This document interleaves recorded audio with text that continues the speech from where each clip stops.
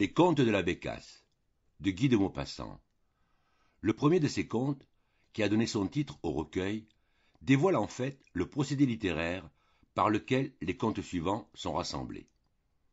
Le baron de Raveau, ancien grand chasseur, doit se contenter, pour satisfaire sa passion, de tirer de sa fenêtre des pigeons lâchés à intervalles imprévus par son domestique. À la saison des chasses, il réunit ses amis pour se faire compter leurs prouesses. Puis, disposant sur le col d'une bouteille une sorte de tourniquet sur lequel est épinglé le crâne d'une bécasse, il fait pivoter l'appareil, et le bec de l'oiseau désigne en fin de course celui des convives qui devra raconter une histoire. Voici les 5 que j'ai choisis et enregistrés pour vous. Ce cochon de Morin, farce normande, les sabots, en mer, le testament. Ce cochon de Morin. Ça, mon ami, dis-je à la barbe, tu viens encore de prononcer ces 4 mots, ce cochon de Morin.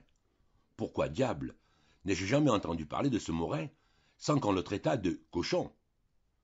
La barbe, aujourd'hui députée, me regarda avec des yeux de chat-huant. Comment? Tu ne sais pas l'histoire de Morin et tu es de La Rochelle? J'avouai que je ne savais pas l'histoire de Morin. Alors, la barbe se frotta les mains et commença son récit. Tu as connu Morin, n'est-ce pas? Et tu te rappelles son grand magasin de mercerie sur le quai de La Rochelle? Oui, parfaitement. Eh bien, sache qu'en 1862 ou 63, Morin alla passer 15 jours à Paris pour son plaisir ou ses plaisirs, mais sous prétexte de renouveler ses approvisionnements. Tu sais ce que sont, pour un commerçant de province, 15 jours de Paris. Cela vous met le feu dans le sang. Tous les soirs, des spectacles, des frôlements de femmes, une continuelle excitation d'esprit. On devient fou. On ne voit plus que danseuses en maillot, actrices décolletées, jambes rondes, épaules grasses, tout cela, presque à portée de la main, sans qu'on ose ou qu'on puisse y toucher. C'est à peine si on goûte, une fois ou deux, à quelques mets inférieurs. Et l'on s'en va, le cœur encore tout secoué, l'âme émoustillée, avec une espèce de démangeaison de baisers qui vous chatouille les lèvres. Morin se trouvait dans cet état quand il prit son billet pour La Rochelle par l'express de 8h40 du soir.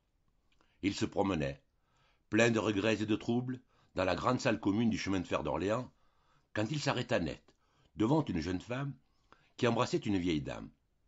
Elle avait relevé sa voilette, et Morin, ravi, murmura « Bigre, la belle personne !» Quand elle eut fait ses adieux à la vieille, elle entra dans la salle d'attente, et Morin la suivit. Puis elle passa sur le quai, et Morin la suivit encore. Puis elle monta dans un wagon vide, et Morin la suivit toujours. Il y avait peu de voyageurs pour l'express. La locomotive siffla, le train partit. Ils étaient seuls. Morin la dévorait des yeux. Elle semblait avoir 19 à 20 ans. Elle était blonde, grande, d'allure hardie. Elle roula autour de ses jambes une couverture de voyage et s'étendit sur les banquettes pour dormir. Morin se demandait « Qui est-ce ?» Et 1000 suppositions, 1000 projets lui traversaient l'esprit. Il se disait « On raconte tant d'aventures de chemin de fer. Ça l'est une peut-être qui se présente pour moi. Qui sait, une bonne fortune est si vite arrivée. Il me suffirait peut-être d'être audacieux. N'est-ce pas Danton qui disait « De l'audace, et toujours de l'audace. Si ce n'est pas Danton, c'est Mirabeau, enfin qu'importe. Oui, mais je manque d'audace, voilà le hic. Oh, si on savait, si on pouvait lire dans les âmes. Je parie qu'on passe tous les jours, sans s'en douter, à côté d'occasions magnifiques. Il lui suffirait d'un geste, pourtant, pour m'indiquer qu'elle ne demande pas mieux. » Alors, il supposa des combinaisons qui le conduisaient au triomphe. Il imaginait une entrée en rapport chevaleresque, de petits services qu'il lui rendait, une conversation vive, galante, finissant par une déclaration qui finissait par ce que tu penses. Mais ce qui lui manquait toujours, c'était le début, le prétexte. Et il attendait une circonstance heureuse, le cœur ravagé, l'esprit sans dessus-dessous. La nuit cependant s'écoulait, et la belle enfant dormait toujours, tandis que Morin méditait sa chute. Le jour parut, et bientôt le soleil lança son premier rayon, un long rayon clair, venu du bout de l'horizon, sur le doux visage de la dormeuse. Elle s'éveilla, s'assit, regarda la campagne, regarda Morin et sourit. Elle sourit, en femme heureuse, d'un air engageant et gai. Morin tressaillit. Pas de doute. C'était pour lui ce sourire-là. C'était bien une invitation discrète, le signal rêvé qu'il attendait. Il voulait dire, ce sourire, « Êtes-vous bête? Êtes-vous niais? Êtes-vous jobard d'être resté là comme un pieu sur votre siège depuis hier soir? Voyons, regardez-moi, ne suis-je pas charmante? Et vous demeurez comme ça toute une nuit en tête-à-tête avec une jolie femme, sans rien oser. Grand sot. » Elle souriait toujours en le regardant. Elle commençait même à rire. Et il perdit la tête, cherchant un mot de circonstance, un compliment, quelque chose à dire, enfin, n'importe quoi. Mais il ne trouvait rien, rien. Alors, saisi d'une audace de poltron, il pensa, tant pis, je risque tout. Et brusquement, sans crier gare, il s'avança, les mains tendues, les lèvres gourmandes, et, la saisissant à plein bras, il l'embrassa. D'un bond, elle fut debout, criant « Au secours !» hurlant d'épouvante. Et elle ouvrit la portière. Elle agita ses bras dehors, folle de peur, essayant de sauter, tandis que Morin, éperdu, persuadé qu'elle allait se précipiter sur la voie, la retenait par sa jupe en bégayant « Madame, oh, madame !» Le train ralentit sa marche, s'arrêta. Deux employés se précipitèrent aux signaux désespérés de la jeune femme, qui tomba dans leurs bras en balbutiant « Cet homme a voulu, me... » Et elle s'évanouit. On était en gare de Mauzé. Le gendarme présent arrêta Morin. Quand la victime de sa brutalité eut repris connaissance, elle fit sa déclaration. L'autorité verbalisa, et le pauvre Mercier ne put regagner son domicile que le soir, sous le coup d'une poursuite judiciaire pour outrage aux bonnes mœurs dans un lieu public. J'étais alors rédacteur en chef du Fanal des Charentes, et je voyais Morin, chaque soir, au café du commerce. Dès le lendemain de son aventure, il vint me trouver, ne sachant que faire. Je ne lui cachai pas mon opinion. Tu n'es qu'un cochon, on ne se conduit pas comme ça. Il pleurait. Sa femme l'avait battu. Il voyait son commerce ruiné, son nom dans la boue, déshonoré, ses amis, indignés, ne le saluant plus. Il finit par me faire pitié, et j'appelai mon collaborateur, Rivet, un petit homme goguenard et de bon conseil, pour prendre ses avis. Il m'engagea à voir le procureur impérial, qui était de mes amis. Je renvoyai Morin chez lui, et je me rendis chez ce magistrat. J'appris que la femme outragée était une jeune fille, mademoiselle Henriette Bonnel, qui venait de prendre à Paris ses brevets d'institutrice et qui, n'ayant plus ni père ni mère, passait ses vacances chez son oncle et sa tante, braves petits bourgeois de Mauzé. Ce qui rendait grave la situation de Morin, c'est que l'oncle avait porté plainte. Le ministère public consentait à laisser tomber l'affaire si cette plainte était retirée. Voilà ce qu'il fallait obtenir.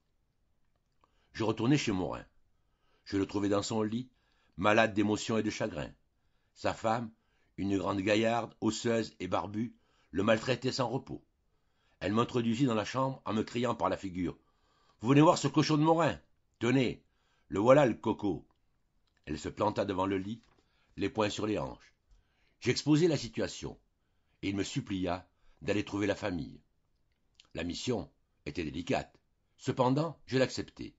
Le pauvre diable ne cessait de répéter « Je t'assure que je ne l'ai même pas embrassé, non, pas même, je te le jure !»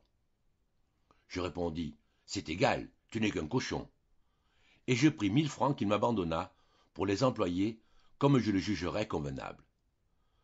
Mais, comme je ne tenais pas à m'aventurer seul dans la maison des parents, je priai Rivet de m'accompagner.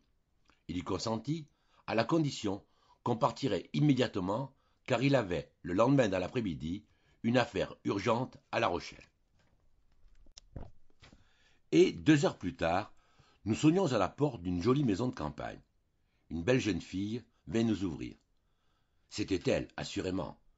Je dis tout bas à Rivet « Sacrebleu, je commence à comprendre Morin. » L'oncle, M. Tonnelet, était justement un abonné du Fanal, un fervent coreligionnaire politique qui nous reçut à bras ouverts, nous félicita, nous congratula, nous serra les mains, enthousiasmé d'avoir chez lui les 2 rédacteurs de son journal.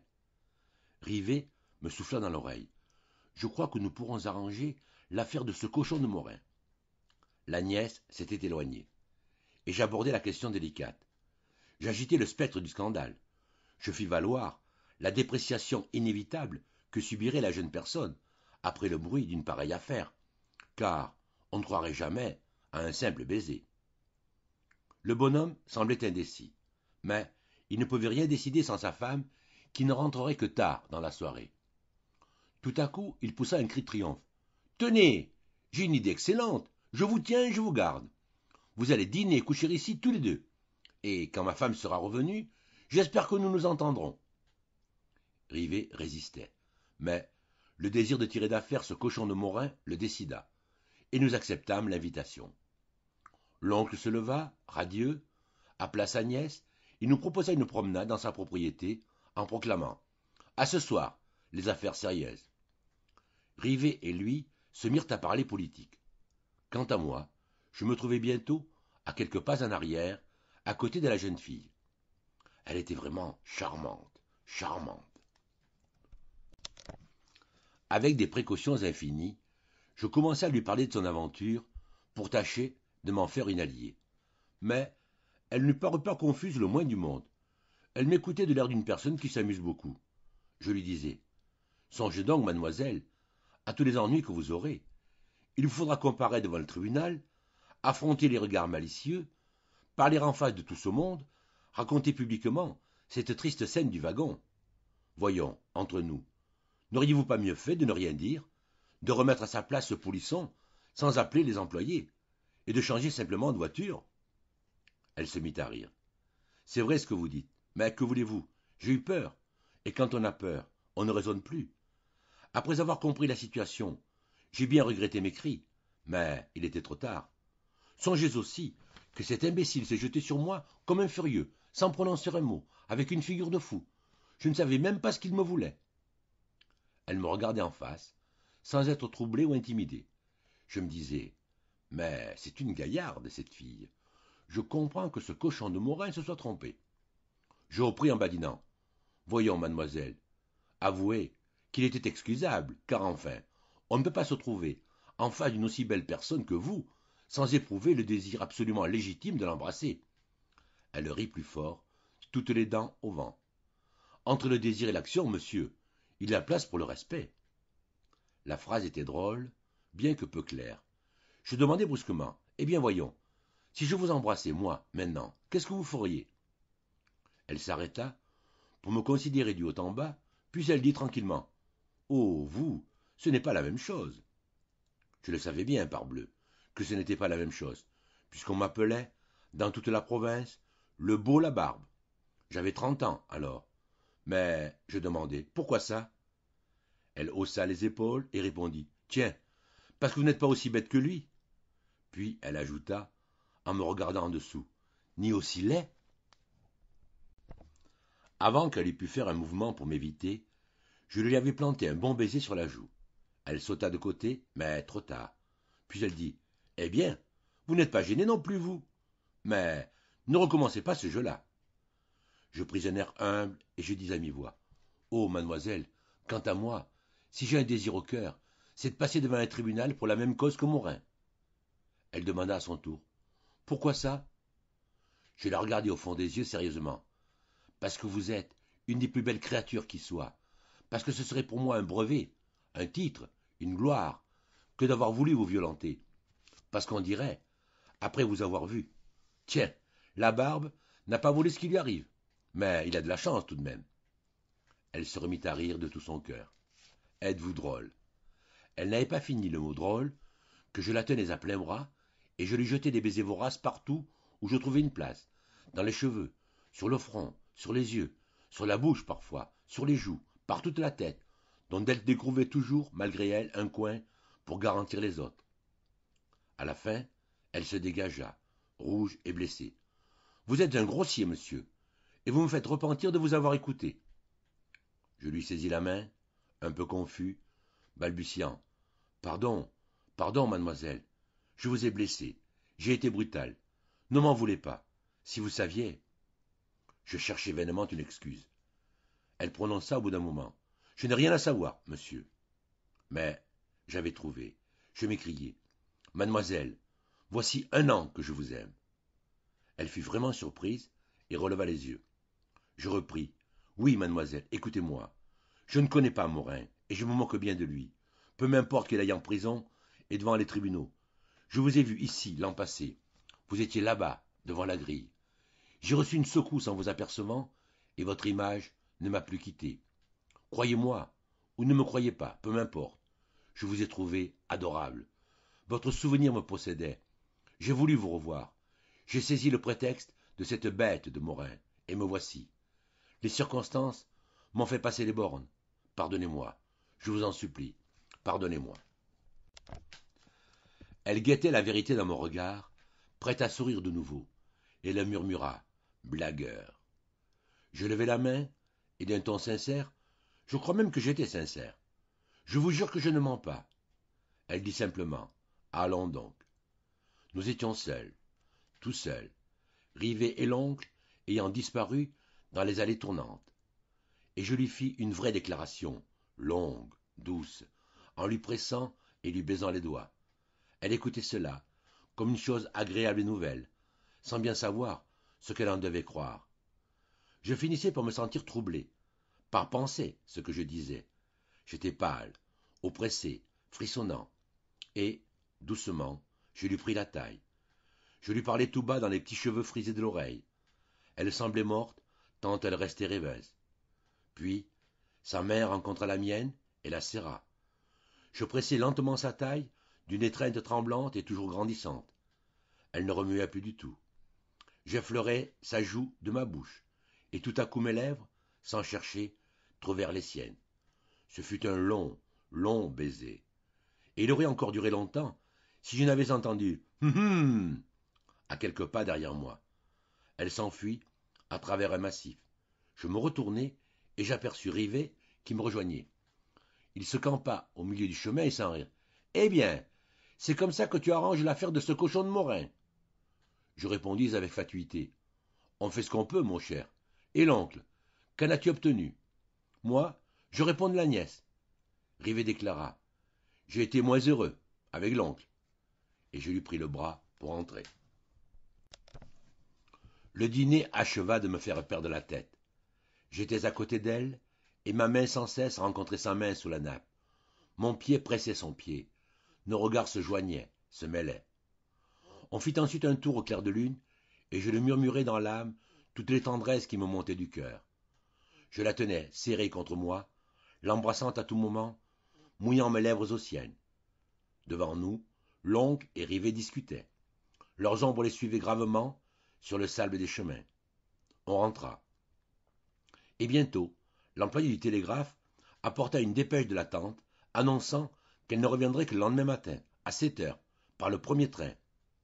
L'oncle dit « Eh bien, Henriette, va montrer leur chambre à ces messieurs. » On serra la main du bonhomme et on monta. Elle nous conduisit d'abord dans l'appartement de Rivet et il me souffla dans l'oreille. Pas de danger, qu'elle nous ait menés chez toi d'abord. Puis, elle me guida vers mon lit. Dès qu'elle fut seule avec moi, je la saisis de nouveau dans mes bras, tâchant d'affoler sa raison et de culbuter sa résistance. Mais, quand elle se sentit tout près de défaillir, elle s'enfuit.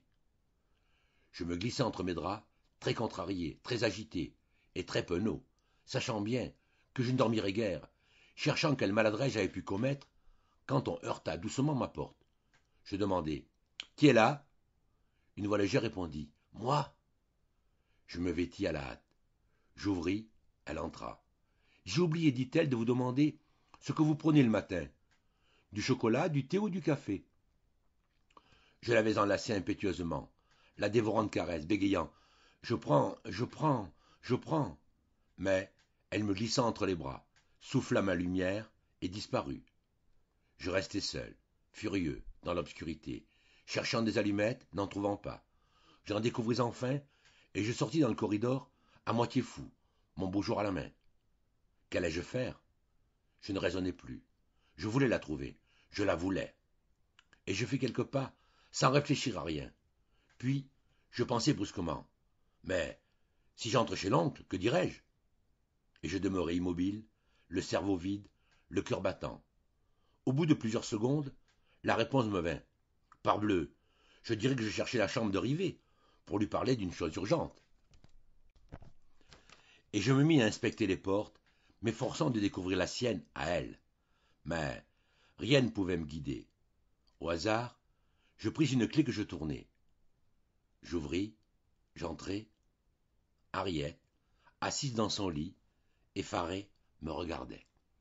Alors, je poussai doucement le verrou, et m'approchant sur la pointe des pieds, je lui dis « J'ai oublié, mademoiselle, de vous demander quelque chose à lire. » Elle se débattait. Mais j'ouvris bientôt le livre que je cherchais. Je n'en dirai pas le titre. C'était vraiment le plus merveilleux des romans et le plus divin des poèmes. Une fois tournée la première page, elle me laissa parcourir à mon gré, et j'en feuilletai tant de chapitres que nos bougies s'usèrent jusqu'au bout. Puis, après l'avoir remerciée, je regagnai, à pas de loup, ma chambre, quand une main brutale m'arrêta, et une voix, celle de Rivet, me chuchota dans le nez. « Tu n'as donc pas fini d'arranger l'affaire de ce cochon de Morin ?» Dès 7 heures du matin, elle m'apportait elle-même une tasse de chocolat. Je n'en ai jamais bu de pareil. Un chocolat à s'en faire mourir. Moelleux, velouté, parfumé, grisant, je ne pouvais ôter ma bouche des bords délicieux de sa tasse. À peine la jeune fille était-elle sortie que Rivet entra. Il semblait un peu nerveux, agacé comme un homme qui n'a guère dormi. Il me dit d'un ton maussade : « Si tu continues, tu sais, tu finiras par gâter l'affaire de ce cochon de Morin. » À 8 heures, la tante arrivait. La discussion fut courte. Les braves gens retiraient leur plainte, et je laisserais 500 francs aux pauvres du pays. Alors, on voulut nous retenir à passer la journée. On organiserait même une excursion pour aller visiter des ruines. Harriet, derrière le dos de ses parents, me faisait des signes de tête. « Oui, restez donc !» J'acceptais, mais Rivet s'acharna à s'en aller. Je le pris à part, je le priai, je le sollicitai. Je lui disais : « Voyons, mon petit Rivet, fais cela pour moi. » Mais il semblait exaspéré et me répétait dans la figure : « J'en ai assez entendu de l'affaire de ce cochon de Morin. » Je fus bien contraint de partir aussi. Ce fut un des moments les plus durs de ma vie. J'aurais bien arrangé cette affaire-là pendant toute mon existence. Dans le wagon, après les énergiques et muettes poignées de main des adieux, je dis à Rivet : « Tu n'es qu'une brute. » Il répondit : « Mon petit, tu commençais à m'agacer bougrement. » En arrivant au bureau du fanal, j'aperçus une foule qui nous attendait. On cria dès qu'on nous vit : « Eh bien, avez-vous arrangé l'affaire de ce cochon de Morin ?» Tout La Rochelle en était troublé. Rivet, dont la mauvaise humeur s'était dissipée en route, eut grand-peine à ne pas rire en déclarant : « Oui, c'est fait, grâce à la barbe. » Et nous allâmes chez Morin. Il était étendu dans un fauteuil, avec des sinapismes aux jambes et des compresses d'eau froide sur le crâne, défaillant d'angoisse. Il toussait sans cesse, d'une petite toux d'agonisant, sans qu'on sût d'où lui était venu ce rhume. Sa femme le regardait, avec des yeux de tigresse, prête à le dévorer. Dès qu'il nous aperçut, il eut un tremblement qui lui secouait les poignets et les genoux. Je dis : « C'est arrangé, salaud, mais ne recommence pas. » Il se leva, suffocant, me prit les mains, les baisa comme celles d'un prince, pleura, faillit perdre connaissance, embrassa Rivet, embrassa même madame Morin, qu'il rejeta d'une poussée dans son fauteuil. Mais il ne se remit jamais de ce coup-là. Son émotion avait été trop brutale. On ne l'appelait plus dans toute la contrée que ce cochon de Morin, et cette épithète le traversait comme un coup d'épée chaque fois qu'il l'entendait.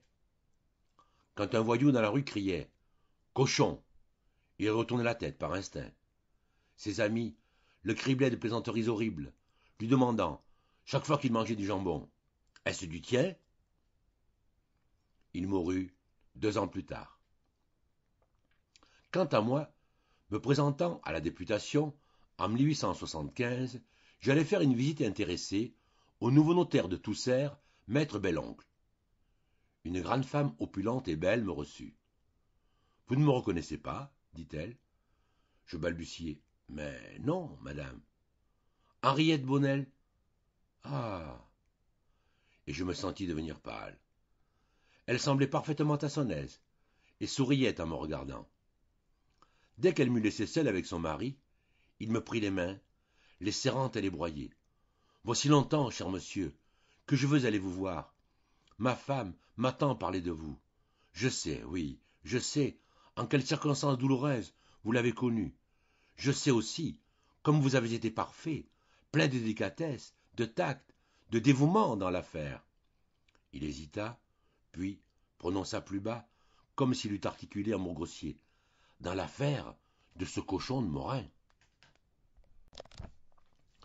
Farce normande. La procession se déroulait dans le chemin creux, ombragé par les grands arbres poussés sur les talus des fermes. Les jeunes mariés venaient d'abord, puis les parents, puis les invités, puis les pauvres du pays et les gamins, qui tournaient autour du défilé comme des mouches, passaient entre les rangs, grimpaient aux branches pour mieux voir. Le marié était un beau gars, Jean Patu, le plus riche fermier du pays. C'était, avant tout, un chasseur frénétique, qui perdait le bon sens à satisfaire cette passion, et dépensait de l'argent, gros comme lui, pour ses chiens, ses gardes, ses furets et ses fusils. La mariée, Rosalie Roussel, avait été fort courtisée par tous les partis des environs, car on la trouvait avenante, et on la savait bien dotée. Mais elle avait choisi Patu, peut-être parce qu'il lui plaisait mieux que les autres, mais plutôt encore, en Normande réfléchie, parce qu'il avait plus d'écus. Lorsqu'il tournait à la grande barrière de la ferme maritale, 40 coups de fusil éclatèrent sans qu'on vît les tireurs cachés dans les fossés. À ce bruit, une grosse gaieté saisit les hommes qui gigotaient lourdement en leurs habits de fête. Et Patu, quittant sa femme, sauta sur un valet qu'il apercevait derrière un arbre, empoigna son arme et lâcha lui-même un coup de feu en gambadant comme un poulet.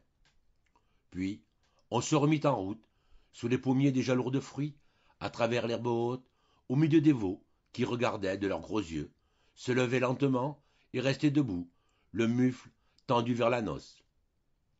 Les hommes redevenaient graves en approchant du repas. Les uns, les riches, étaient coiffés de hauts chapeaux de soie, luisants, qui semblaient dépaysés en ce lieu. Les autres portaient d'anciens couvre-chefs à poils longs, qu'on aurait dit en peau de taupe. Les plus humbles étaient couronnés de casquettes. Toutes les femmes avaient des châles lâchés dans le dos, et dont elles tenaient les bouts sur leurs bras avec cérémonie. Ils étaient rouges, bigarrés, flamboyants, ces châles, et leur éclat semblait étonner les poules noires sur le fumier, les canards au bord de la mare, et les pigeons sur le toit de chaume. Tout le vert de la campagne, le vert de l'herbe et des arbres, semblait expirer au contact de cette pourpre ardente, et les découleurs, ainsi voisines, devenaient aveuglantes sous le feu du soleil de midi. La grande ferme paraissait attendre là-bas, au bout de la voûte des pommiers. Une sorte de fumée sortait de la porte et des fenêtres ouvertes, et une odeur épaisse de mangeaille s'exhalait du vaste bâtiment, de toutes ses ouvertures, des murs eux-mêmes. Comme un serpent, la suite des invités s'allongeait à travers la cour. Les premiers, atteignant la maison, brisaient la chaîne, s'éparpillaient, tandis que là-bas, il en entrait toujours par la barrière ouverte. Les fossés maintenant étaient garnis de gamins et de pauvres, curieux, et les coups de fusil ne cessaient pas, éclatant de tous les côtés à la fois, mêlant à l'air une buée de poudre et cette odeur qui grise comme de l'absinthe. Devant la porte, les femmes tapaient sur leurs robes pour en faire tomber la poussière, dénouaient les oriflammes qui servaient de rubans à leurs chapeaux, défaisaient leurs châles et les posaient sur leurs bras, puis entraient dans la maison pour se débarrasser définitivement de ces ornements. La table était mise dans la grande cuisine qui pouvait contenir 100 personnes. On s'assit à 2 heures. À 8 heures, on mangeait encore. Les hommes déboutonnés en bras de chemise, la face rougie, engloutissaient, comme des gouffres. Le cidre jaune luisait, joyeux, clair et doré dans les grands verres, à côté du vin coloré, du vin sombre, couleur de sang. Entre chaque plat, on faisait un trou, le trou normand, avec un verre d'eau-de-vie qui jetait du feu dans le corps et de la folie dans les têtes. De temps en temps, un convive, plein comme une barrique, sortait jusqu'aux arbres prochains, se soulageait, puis rentrait, avec une fin nouvelle aux dents. Les fermières, écarlates, oppressées, les corsages tendus comme des ballons, coupés en deux par le corset, gonflés du haut et du bas, restaient à table par pudeur. Mais une d'elles, plus gênée, étant sortie, toutes alors se levèrent à la suite. Elles revenaient, plus joyeuses, prêtes à rire. Et les lourdes plaisanteries commencèrent. C'étaient, débordées d'obscénités, lâchées à travers la table, et toutes sur la nuit nuptiale. L'arsenal de l'esprit paysan fut vidé. Depuis 100 ans, les mêmes grivoiseries servaient aux mêmes occasions, et, bien que chacun les connût, elles portaient encore, faisant partir à un rire retentissant les deux enfilées de convives. Un vieux à cheveux gris appelait « Les voyageurs pour Mésidon ? En voiture !» Et c'étaient des hurlements de gaieté. Tout au bout de la table, 4 gars, des voisins, préparaient des farces aux mariés. Et ils semblaient en tenir une bonne, tant ils trépignaient en chuchotant. L'un d'eux, soudain, profitant d'un moment de calme, cria « C'est les braconniers qui vont sonner cette nuit, avec la lune qu'il y a. Dis donc, Jean, c'est pas cette lune que tu guetteras, toi ?» Le marié brusquement se tourna. « Qu'ils y viennent, les braconniers !» Mais l'autre se mit à rire. « Ah, ils peuvent y venir. Tu quitteras pas ta besogne pour ça. » Toute la tablée fut secouée par la joie. Le sol en trembla, les verres vibrèrent. Mais le marié, à l'idée qu'on pouvait profiter de sa noce pour braconner chez lui, devint furieux. « Je te dis que ça, qu'ils y viennent !» Alors, ce fut une pluie de polissonneries à double sens qui faisait un peu rougir la mariée, toute frémissante à l'attente. Puis, quand on eut bu des barils d'eau-de-vie, chacun partit se coucher, et les jeunes époux entrèrent en leur chambre, située au rez-de-chaussée, comme toutes les chambres de ferme. Et, comme il y faisait un peu chaud, ils ouvrirent la fenêtre et fermèrent l'auvent. Une petite lampe de mauvais goût, cadeau du père de la femme, brûlait sur la commode, et le lit était prêt à recevoir le couple nouveau, qui ne mettait point, à son premier embrassement, tout le cérémonial des bourgeois dans les villes. Déjà, la jeune femme avait enlevé sa coiffure et sa robe, et elle demeurait en jupon, délaçant ses bottines, tandis que Jean achevait un cigare, en regardant de coin sa compagne. Il la guettait, d'un œil luisant, plus sensuel que tendre, car il la désirait plutôt qu'il ne l'aimait. Et, soudain, d'un mouvement brusque, comme un homme qui va se mettre à l'ouvrage, il enleva son habit. Elle avait défait ses bottines, et maintenant elle retirait ses bas. Puis elle lui dit, le tutoyant depuis l'enfance, « Va te cacher là-bas, derrière les rideaux, que je me mette au lit. » Il fit mine de refuser, puis il y alla d'un air sournois, et se dissimula, sauf la tête. Elle riait, voulait envelopper ses yeux, et il jouait d'une façon amoureuse et gaie, sans pudeur apprise et sans gêne. Pour finir, il céda. Alors, en une seconde, elle dénoua son dernier jupon, qui glissa le long de ses jambes, tomba autour de ses pieds, et s'aplatit en rond par terre. Elle l'y laissa, l'enjamba, nue sous la chemise flottante, et elle se glissa dans le lit, dont les ressorts chantèrent sous son poids. Aussitôt, il arriva, déchaussé lui-même, en pantalon, et il se courbait vers sa femme, cherchant ses lèvres qu'elle cachait dans l'oreiller, quand un coup de feu retentit au loin, dans la direction du bois dérapé, lui sembla-t-il. Il se redressa, inquiet, le cœur crispé, et, courant à la fenêtre, il décrocha l'auvent. La pleine lune baignait la cour d'une lumière jaune. L'ombre des pommiers faisait des taches sombres à leurs pieds, et au loin, la campagne, couverte de moissons mûres, luisait. Comme Jean s'était penché au dehors, épiant toutes les rumeurs de la nuit, deux bras nus, vers se nouaient sous son cou, et sa femme, le tirant en arrière, murmura « Laisse donc, qu'est-ce que ça fait? Viens-t'en !» Il se retourna, la saisit, l'étreignit, la palpant sous la toile légère, et, l'enlevant dans ses bras robustes, il l'emporta vers leur couche. Au moment où il la posait sur le lit, qui plia sous le poids, une nouvelle détonation, plus proche celle-là, retentit. Alors Jean, secoué d'une colère tumultueuse, jura « Nom de... Il croit que je ne sentirai pas à cause de toi. Attends, attends !» Il se chaussa, décrocha son fusil, toujours pendu à portée de sa main, et, Comme sa femme se traînait à ses genoux et le suppliait, éperdu, il se dégagea vivement, courut à la fenêtre et sauta dans la cour. Elle attendit 1 heure, 2 heures, jusqu'au jour.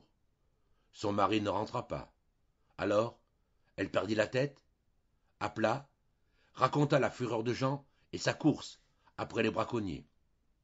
Aussitôt, les valets, les charretiers, les gars partirent à la recherche du maître. On le retrouva, à 2 lieues de la ferme, ficelé des pieds à la tête, à moitié mort de fureur, son fusil tordu, sa culotte à l'envers, avec 3 lièvres trépassés autour du cou et une pancarte sur la poitrine. Qui va à la chasse perd sa place. Et, plus tard, quand il racontait cette nuit d'épousailles, il ajoutait « Oh, pour une farce, c'était une bonne farce. Ils m'ont pris dans un collet comme un lapin, les salauds. Ils m'ont caché la tête dans un sac. Mais si je les tâte un jour, gare à eux. » Et voilà comment on s'amuse, les jours de noces, au pays normand. Les sabots. Le vieux curé bredouillait les derniers mots de son sermon au-dessus des bonnets blancs des paysannes et des cheveux rudes ou pommadés des paysans. Les grands paniers des fermières, venus de loin pour la messe, étaient posés à terre à côté d'elle, et la lourde chaleur d'un jour de juillet dégageait de tout le monde une odeur de bétail, un fumet de troupeau. Les voix des coqs entraient par la grande porte ouverte, et aussi les meuglements des vaches couchées dans un champ voisin. Parfois, un souffle d'air, chargé d'arômes des champs, s'engouffrait sous le portail, et, en soulevant sur son passage les longs rubans des coiffures, il allait faire vaciller sur l'autel les petites flammes jaunes au bout des cierges. « Comme le désire le bon Dieu, ainsi soit-il, » prononçait le prêtre. Puis il se tut, ouvrit un livre et se mit, comme chaque semaine, à recommander à ses ouailles les petites affaires intimes de la commune. C'était un vieil homme à cheveux blancs, qui administrait la paroisse depuis bientôt 40 ans, et le prône lui servait pour communiquer familièrement avec tout son monde. Il reprit « Je recommande à vos prières Désiré Valin, qui est bien malade, et aussi la Paumelle, qui ne se remet pas vite de ses couches. » Il ne savait plus. Il cherchait les bouts de papier posés dans un bréviaire. Il en retrouva 2, enfin, et continua. Il ne faut pas que les garçons et les filles viennent comme ça le soir dans le cimetière, ou bien je préviendrai le garde champêtre. Monsieur Césaire Aumont faudrait bien trouver une jeune fille honnête comme servante. Il réfléchit encore quelques secondes, puis ajouta. C'est tout, mes frères. C'est la grâce que je vous souhaite, au nom du Père et du Fils et du Saint-Esprit. Et il descendit de la chaire pour terminer sa messe. Quand les Malandins furent rentrés dans leur chaumière, la dernière du hameau de la Sablière sur la route de Fourville, le père, un vieux petit paysan sec et ridé, s'assit devant la table pendant que sa femme décrochait la marmite et que sa fille Adélaïde prenait dans le buffet les verres et les assiettes.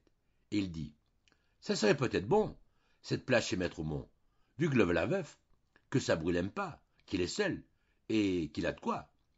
Je ferais peut-être bien d'y envoyer Adélaïde. » La femme posa sur la table la marmite toute noire, enleva le couvercle, et, pendant que montait au plafond une vapeur de soupe pleine d'une odeur de chou, elle réfléchit. L'homme reprit. Il a de quoi, pour sûr, mais qu'il faudrait être dégourdi, et qu'Adélaïde n'est pas un brin. La femme alors articula. Je pourrais en voir tout de même. Puis, se tournant vers sa fille, une gaillarde à l'air niais, aux cheveux jaunes, aux grosses joues rouges comme la peau des pommes, elle cria. T'entends, grande bête? T'iras chez Maître Aumont te proposer comme servante, et tu feras tout ce qu'il te commandera. La fille se mit à rire sottement sans répondre. Puis tous trois commencèrent à manger. Au bout de 10 minutes, le père reprit. Écoute un mot, la fille, et tâche de ne point te mettre en défaut sur ce que je vais te dire.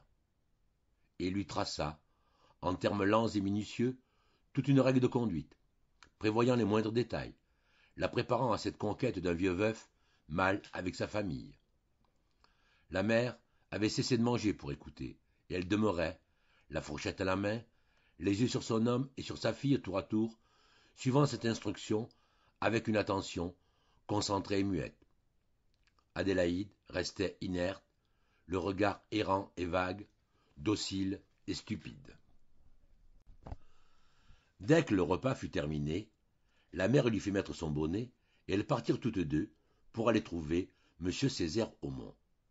Il habitait une sorte de petit pavillon de briques adossé au bâtiment d'exploitation qu'occupaient ses fermiers, car il s'était retiré du faire-valoir pour vivre de ses rentes. Il avait environ 55 ans. Il était gros, jovial et bourru, comme un homme riche. Il riait et criait à faire tomber les murs, buvait du cidre et de l'eau-de-vie à plein verre, et passait encore pour chaud, malgré son âge. Il aimait à se promener dans les champs, les mains derrière le dos, enfonçant ses sabots de bois dans la terre grasse, considérant la levée du blé ou la floraison des colzas d'un œil d'amateur à son aise, qui aime ça, mais qui ne se la foule plus. On disait de lui, c'est un père bon temps, qui n'est pas bien levé tous les jours. Il reçut les deux femmes, le ventre à table, achevant son café. Et, se renversant, il demanda, qu'est-ce que vous désirez? La mère prit la parole. C'est notre fille Adélaïde, que je viens vous proposer pour servante, jusqu'à 18 matin, monsieur le curé. Maître Aumont considéra la fille, puis brusquement. Quel âge qu'elle a, cette grande bique-là? 21 ans, à la Saint-Michel, monsieur Aumont. C'est bien. Elle aura 15 francs par mois et le fricot. Je l'attends demain, pour faire ma soupe du matin. Et il congédia les deux femmes. Adélaïde entra en fonction le lendemain et se mit à travailler dur, sans dire un mot, comme elle faisait chez ses parents. Vers 9 heures, comme elle nettoyait les carreaux de la cuisine, M. Aumont la héla. « Adélaïde !» Elle accourut. « Me v'là, notre maître !» Dès qu'elle fut en face de lui, les mains rouges et abandonnées, l'œil troublé, il déclara. « Écoute un peu, qu'il n'y ait pas d'erreur entre nous. T'es ma servante, mais rien de plus. T'entends?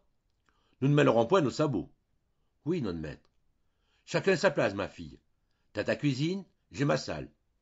À part ça, tout sera pour thé comme pour mai. C'est convenu? »« Oui, notre maître. »« Allons, c'est bien, va à ton ouvrage. » Et elle alla reprendre sa besogne. À midi, elle servit le dîner du maître dans sa petite salle à papier peint, puis, quand la soupe fut sur la table, elle alla prévenir M. Aumont. « C'est servi, notre maître. » Il entra, s'assit, regarda autour de lui, déplia sa serviette, hésita une seconde, puis, d'une voix de tonnerre, « Adélaïde !» Elle arriva, effarée. Il cria, comme s'il allait la massacrer. « Eh bien, nom de dé, été, où est-ce qu'il est ta place ?»« Mais, notre maître, » il hurlait, « j'aime pas manger tout seul, nom de dé. Tu vas te mettre bien là, ou foutre le camp si tu ne veux pas. Va chercher ton assiette et ton verre. » Épouvantée, elle apporta son couvert en balbutiant. « Me v'là, notre maître. » Elle s'assit en face de lui. Alors, il devint jovial. Il trinquait, tapait sur la table, racontait des histoires qu'elle écoutait, les yeux baissés, sans oser prononcer un mot. De temps en temps, elle se levait pour aller chercher du pain, du cidre, des assiettes.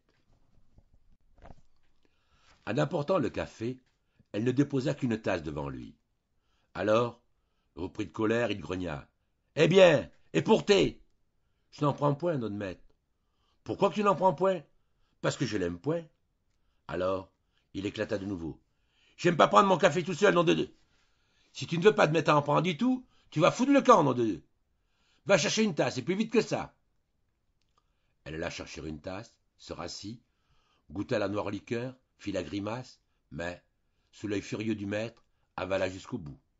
Puis, il lui fallut boire le premier verre d'eau-de-vie, de la rincette, le second, du pouce-rincette, et le troisième, du coup de pied au cul. Et M. Aumont la congédia.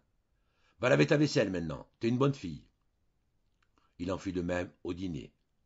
Puis, elle dut faire sa partie de domino. Puis, il l'envoya se mettre au lit. « Va te coucher, je monterai tout à l'heure. » Et elle gagna sa chambre, une mansarde sous le toit. Elle fit sa prière, se dévêtit et se glissa dans ses draps. Mais soudain, elle bondit, effarée. Un cri furieux faisait trembler la maison. « Adélaïde !» Elle ouvrit sa porte et répondit de son grenier. « Me v'là, notre maître. Où est-ce que t'es? Mais je suis dans mon lit donc, notre maître. Alors il vociféra. Veux-tu bien descendre? Non du... J'aime pas coucher tout seul. Non du... Si tu n'en veux point, tu vas me foutre le camp. Non du... Alors, elle répondit d'en haut, éperdue, cherchant sa chandelle. Me v'là, notre maître. Et il entendit ses petits sabots découverts battre le sapin de l'escalier. Et, quand elle fut arrivée aux dernières marches, il la prit par le bras, et dès qu'elle eut laissé devant la porte ses étroites chaussures de bois, à côté des grosses galoches du maître, il la poussa dans sa chambre en grognant. Plus vite que ça, donc, nom de Dieu. Elle répétait sans cesse, ne sachant plus ce qu'elle disait. Me v'là, notre maître. 6 mois après, comme elle allait voir ses parents un dimanche, son père l'examina curieusement puis demanda. T'es-tu point grosse? Elle restait stupide, regardant son ventre, répétant. Mais non, je ne crois point. Alors, il l'interrogea, voulant tout savoir. Dis, mais si vous n'avez point quelques soirs, mêlez vos sabots? Oui, je les en mêlé le premier soir, et puis les autres. Mais alors t'es pleine, grande futaille. Elle se mit à sangloter, balbutiant. Je savais-tu, mais... Le père Malandin la guettait, l'œil éveillé, la mine satisfaite. Il demanda. Qu'est-ce que tu ne savais point? Elle prononça, à travers ses pleurs. Je savais-tu, mais que ça se faisait comme ça, des éphants? Sa mère rentrait. L'homme articula sans colère. Lave la grosse, à 7 heures. Mais la femme se fâcha, révoltée d'instinct, injuriant à pleine gueule sa fille en larmes, la traitant de manante et de traînée. Alors, le vieux la fit taire. Et comme il prenait sa casquette, pour aller causer de leurs affaires avec maître Césaire Aumont, il déclara. Elle est tout de même encore plus sotte que j'aurais cru. Elle ne savait point ce qu'elle faisait, cette niante. Au prône du dimanche suivant, le vieux curé publiait les bans de M. Onufre Césaire Aumont avec Céleste Adélaïde Malandin. En mer. On lisait dernièrement dans les journaux les lignes suivantes. Boulogne-sur-Mer, 22 janvier. On nous écrit. Un affreux malheur vient de jeter la consternation parmi notre population maritime, déjà si éprouvée depuis 2 années. Le bateau de pêche, commandé par le patron Javel, entrant dans le port, a été jeté à l'ouest et est venu se briser sur les roches du brise-lames de la jetée. Malgré les efforts du bateau de sauvetage et des lignes envoyées au moyen du fusil porte-amarre, 4 hommes et le mousse ont péri. Le mauvais temps continue. On craint de nouveaux sinistres. Quel est ce patron Javel? Est-il le frère du manchot? Si le pauvre homme, roulé par la vague, est mort peut-être sous les débris de son bateau mis en pièces, et celui auquel je pense, il avait assisté, voici 18 ans maintenant, à un autre drame, terrible et simple, comme sont toujours ces drames formidables des flots. Javel, aîné, était alors patron d'un chalutier. Le chalutier est le bateau de pêche par excellence. Solide, à ne craindre aucun temps, le ventre rond, roulé sans cesse par les lames comme un bouchon, toujours dehors, toujours fouetté par les vents durs et salés de la Manche, il travaille la mer, infatigable, la voile gonflée, traînant par le flanc un grand filet qui racle le fond de l'océan, et détache, et cueille, toutes les bêtes endormies dans les roches, les poissons plats, collés au sable, les crabes lourds, aux pattes crochues, les homards, aux moustaches pointues. Quand la brise est fraîche et la vague courte, le bateau se met à pêcher. Son filet est fixé tout le long d'une grande tige de bois, garnie de fer, qu'il laisse descendre au moyen de 2 câbles glissant sur 2 rouleaux au debout de l'embarcation. Et le bateau, dérivant sous le vent et le courant, tire avec lui cet appareil qui ravage et dévaste le sol de la mer. Javel avait à son bord son frère cadet, 4 hommes et un mousse. Il était sorti de Boulogne par un beau temps clair pour jeter le chalut. Or, bientôt le vent s'éleva, et une bourrasque survenant força le chalutier à fuir. Il gagna les côtes d'Angleterre. Mais la mer démontée battait les falaises, se ruait contre la terre, rendait impossible l'entrée des ports. Le petit bateau reprit le large et revint sur les côtes de France. La tempête, continuait à faire infranchissables les jetées, enveloppant d'écume, de bruit et de danger tous les abords des refuges. Le chalutier repartit encore, courant sur le dos des flots, ballotté, secoué, ruisselant, souffleté par des paquets d'eau, mais gaillard, malgré tout, accoutumé à ces gros temps, qui le tenaient parfois 5 ou 6 jours, errant entre les 2 pays voisins, sans pouvoir aborder l'un ou l'autre. Puis enfin, l'ouragan se calma, comme il se trouvait en pleine mer, et, bien que la vague fût encore forte, le patron commanda de jeter le chalut. Donc le grand engin de pêche fut jeté par-dessus bord, et 2 hommes à l'avant, 2 hommes à l'arrière, commencèrent à filer sur les rouleaux les amarres qui le tenaient. Soudain, il toucha le fond. Mais une haute lame, inclinant le bateau, Javel Cadet, qui se trouvait à l'avant et dirigeait la descente du filet, chancela, et son bras se trouva saisi entre la corde, un instant détendue par la secousse, et le bois où elle glissait. Il fit un effort désespéré, tâchant de l'autre main de soulever l'amarre, mais le chalut traînait déjà, et le câble roidi ne céda point. L'homme, crispé par la douleur, appela. Tous accoururent. Son frère quitta la barre. Ils se jetèrent sur la corde, s'essayant de dégager le membre qu'elle broyait. Ce fut en vain. Faut couper, dit un matelot. Il tira de sa poche un large couteau qui pouvait, en 2 coups, sauver le bras de Javel Cadet. Mais couper, c'était perdre le chalut. Et ce chalut valait de l'argent, beaucoup d'argent, 1500 francs. Et il appartenait à Javel aîné, qui tenait à son avoir. Il cria, le cœur torturé. Non, coupe pas, attends, je vais l'offer. Il courut au gouvernail, mettant toute la barre dessous. Le bateau n'obéit qu'à peine, paralysé par ce filet qui immobilisait son impulsion et entraîné d'ailleurs par la force de la dérive et du vent. Javel Cadet s'était laissé tomber sur les genoux, les dents serrées, les yeux hagards. Il ne disait rien. Son frère revint, craignant toujours le couteau d'un marin. Attends, attends, coupe pas, faut mouiller l'ancre. L'ancre fut mouillée, toute la chaîne filée, puis on se mit à virer au cabestan pour détendre les amarres du chalet. Elles s'amollirent, enfin, et on dégagea le bras inerte sous la manche de laine ensanglantée. Javel Cadet semblait idiot. On lui retira la vareuse, et on vit une chose horrible, une bouillie de chair dont le sang jaillissait à flots, qu'on eût dit poussé par une pompe. Alors, l'homme regarda son bras et murmura « Foutu ».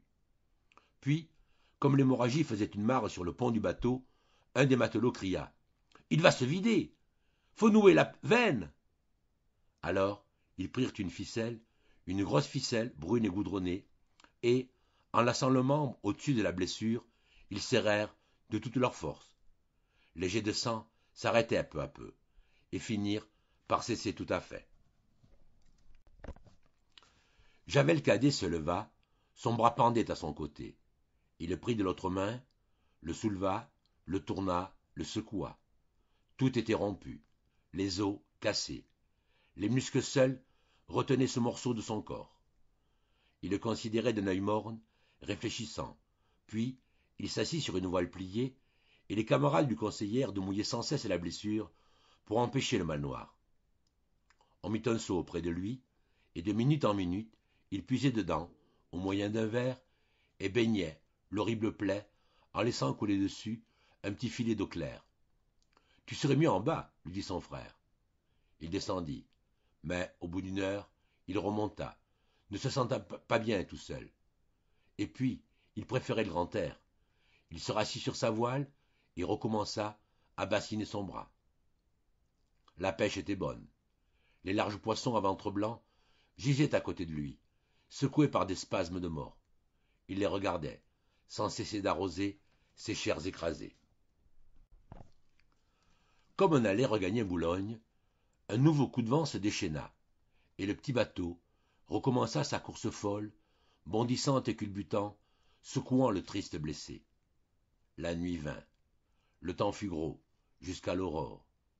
Au soleil levant, on apercevait de nouveau l'Angleterre, mais, comme la mer était moins dure, on repartit pour la France, en louvoyant. Vers le soir, Javel Cadet appela ses camarades et leur montra des traces noires, toute une vilaine apparence de pourriture sur la partie du membre qui ne tenait plus à lui.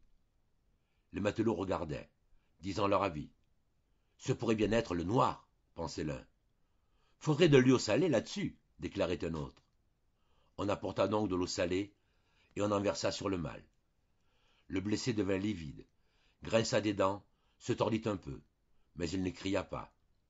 Puis, quand la brûlure se fut calmée, « Donne-moi ton couteau, dit-il à son frère. Le frère tendit son couteau. Tiens-moi le bras en l'air, tout droit, tire dessus. On fit ce qu'il demandait. Alors, il se mit à couper lui-même. Il coupait doucement, avec réflexion, tranchant les derniers tendons avec cette lame aiguë comme un fil de rasoir. Et bientôt, il n'eut plus qu'un moignon. Il poussa un profond soupir et déclara « Fallait ça, j'étais foutu ». Il semblait soulagé et respirait avec force. Il recommença à verser de l'eau sur le tronçon de membre qui lui restait. La nuit fut mauvaise encore, et on ne put atterrir. Quand le jour parut, Javel Cadet prit son bras détaché et l'examina longuement. La putréfaction se déclarait. Les camarades verrent aussi l'examiner, ils se le passaient, de main en main, le tâtaient, le retournaient, le flairaient. Son frère dit « Faut jeter ça à la mer, à cette heure. » Mais Javel Cadet se fâcha. « Ah mais non, je veux point. C'est à moi, pas vrai, puisque c'est mon bras. » Il le reprit et le posa entre ses jambes. « Il va pas moins pourrir, dit l'aîné. » Alors, une idée vint au blessé. Pour conserver le poisson, quand on tenait longtemps la mer, on l'empilait en des barils de sel. Il demanda « Pourrions-ils point le mettre dans la saumure ?»« Ça, c'est vrai, » déclarèrent les autres. Alors, on vida un des barils, plein déjà de la pêche des jours derniers. Et, tout au fond, on déposa le bras. On versa du sel dessus, puis on replaça, un à un, les poissons. Un des matelots fit cette plaisanterie. « Pourvu que je le vendions point à la criée !» Et tout le monde rit, hormis les deux Javel.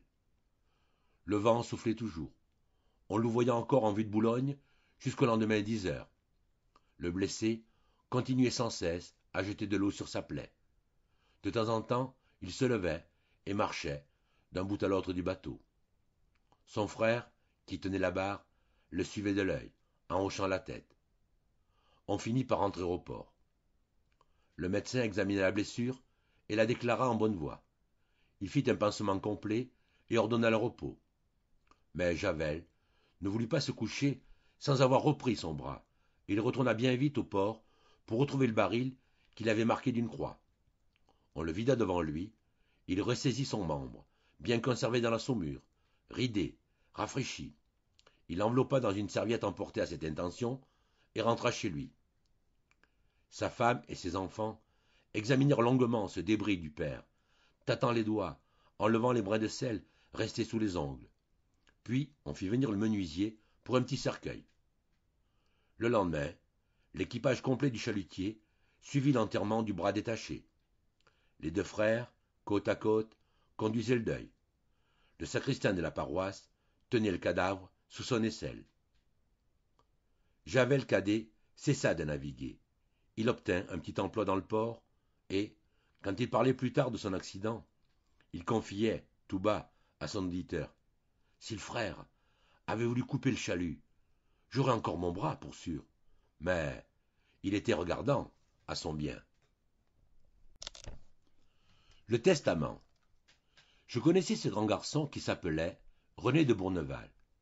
Il était de commerce aimable, bien qu'un peu triste, semblait revenu de tout, fort sceptique, d'un scepticisme précis et mordant, habile surtout à désarticuler d'un mot les hypocrisies mondaines. Il répétait souvent « Il n'y a pas d'hommes honnêtes, ou du moins, ils ne le sont que relativement aux crapules. » Il avait deux frères, qu'il ne voyait point, messieurs de Courcils. Je le croyais de notre lit, vu leurs noms différents. On m'avait dit, à plusieurs reprises, qu'une histoire étrange s'était passée en cette famille, mais sans donner aucun détail. Cet homme me plaisant tout à fait, nous fûmes bientôt liés. Un soir, comme j'avais dîné chez lui en tête-à-tête, je lui demandai par hasard « Êtes-vous né du premier ou du second mariage de madame votre mère ?» Je le vis pâlir un peu, puis rougir. Il demeura quelques secondes sans parler, visiblement embarrassé. Puis il sourit, d'une façon mélancolique et douce qui lui était familière, il dit « Mon cher ami, si cela ne vous ennuie point, je vais vous donner sur mon origine des détails bien singuliers. Je vous sais un homme intelligent. Je ne crains donc pas que votre amitié en souffre, et si elle devait en souffrir, je ne tiendrai plus alors à vous avoir pour ami. » Ma mère, madame de Courcils, était une pauvre petite femme timide, que son mari avait épousée pour sa fortune. Toute sa vie fut un martyr. Dame aimante, craintive, délicate, elle fut rudoyée sans répit par celui qui aurait dû être mon père, un de ces rustres qu'on appelle des gentilshommes campagnards. Au bout d'un mois de mariage, il vivait avec une servante. Il eut en outre pour maîtresse les femmes et les filles de ses fermiers, ce qui ne l'empêcha point d'avoir 2 enfants de sa femme. On devrait compter 3, en me comprenant. Ma mère ne disait rien. Elle vivait dans cette maison toujours bruyante, comme ces petites souris qui glissent sous les meubles. Effacée, disparue, frémissante, elle regardait les gens de ses yeux inquiets et clairs, toujours mobiles, des yeux d'être effarés que la peur ne quitte pas. Elle était jolie pourtant, fort jolie, toute blonde, d'un blond gris, d'un blond timide, comme si ses cheveux avaient été un peu décolorés par ses craintes incessantes.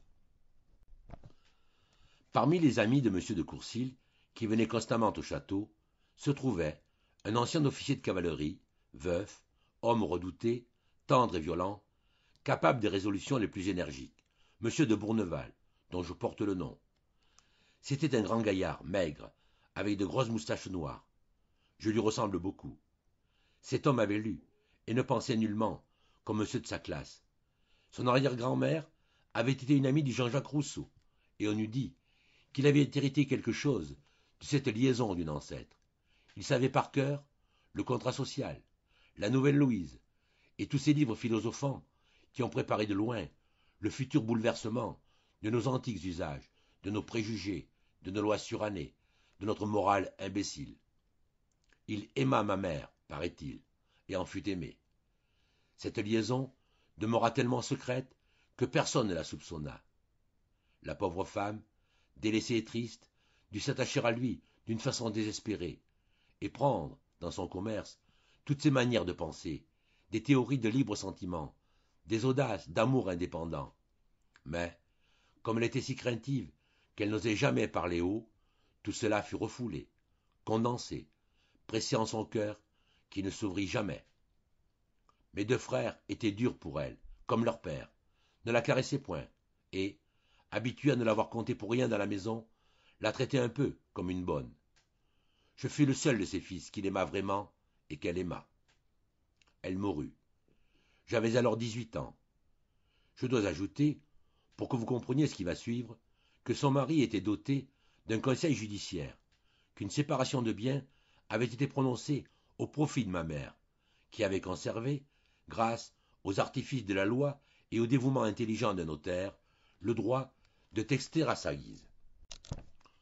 Nous fûmes donc prévenus qu'un testament existait chez ce notaire et invités à assister à la lecture. Je me rappelle cela comme d'hier.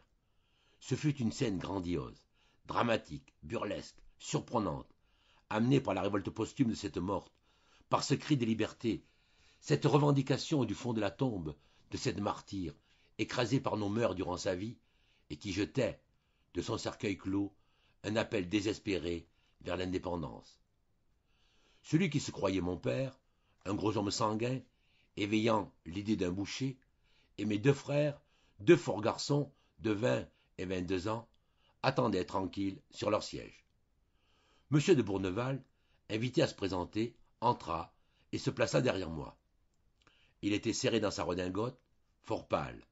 Il mordillait souvent sa moustache, un peu grise à présent. Il s'attendait sans doute à ce qui allait se passer. Le notaire ferma la porte à double tour et commença la lecture, après avoir décacheté devant nous l'enveloppe scellée à la cire rouge et dont il ignorait le contenu. Brusquement, mon ami se tut, se leva, puis elle alla prendre dans son secrétaire un vieux papier, le déplia, le baisa longuement, et il reprit. Voici le testament de ma bien-aimée mère. Je sous-signé Anne-Catherine Geneviève Mathilde de Croixluce, épouse illégitime de Jean-Léopold Joseph Gontran de Courcils, saine de corps et d'esprit, exprime ici mes dernières volontés. Je demande pardon à Dieu d'abord, et ensuite à mon cher fils René, de l'acte que je vais commettre. Je crois mon enfant assez grand de cœur pour me comprendre et me pardonner. J'ai souffert toute ma vie. J'ai été épousé par calcul, puis méprisé, méconnu, opprimé, trompé sans cesse par mon mari. Je lui pardonne, mais je ne lui dois rien. Mes fils aînés ne m'ont point aimé, ne m'ont point gâté, m'ont à peine traité comme une mère. J'ai été pour eux, durant ma vie, ce que je devais être. Je ne leur dois plus rien après ma mort. Les liens du sang n'existent pas sans l'affection constante, sacrée, de chaque jour. Un fils ingrat est moins qu'un étranger. C'est un coupable, car il n'a pas le droit d'être indifférent pour sa mère. J'ai toujours tremblé devant les hommes, devant leurs lois iniques, leurs coutumes inhumaines, leurs préjugés infâmes. Devant Dieu, je ne crains plus. Morte, je rejette de moi la honteuse hypocrisie. J'ose dire ma pensée, avouer, signer le secret de mon cœur. Donc, je laisse en dépôt toute la partie de ma fortune dont la loi me permet de disposer à mon amant bien-aimé, Pierre Germer Simon de Bourneval, pour revenir ensuite à notre cher fils René. Entre parenthèses, cette volonté est formulée en outre d'une façon plus précise dans un acte notarié. Et, devant le juge suprême qui m'entend, je déclare que j'aurais maudit le ciel et l'existence si je n'avais rencontré l'affection profonde, dévouée, tendre, inébranlable de mon amant, si je n'avais compris dans ses bras que le Créateur a fait les êtres pour s'aimer, se soutenir, se consoler et pleurer ensemble dans les airs d'amertume. Mes deux fils aînés ont pour père M. de Courcils.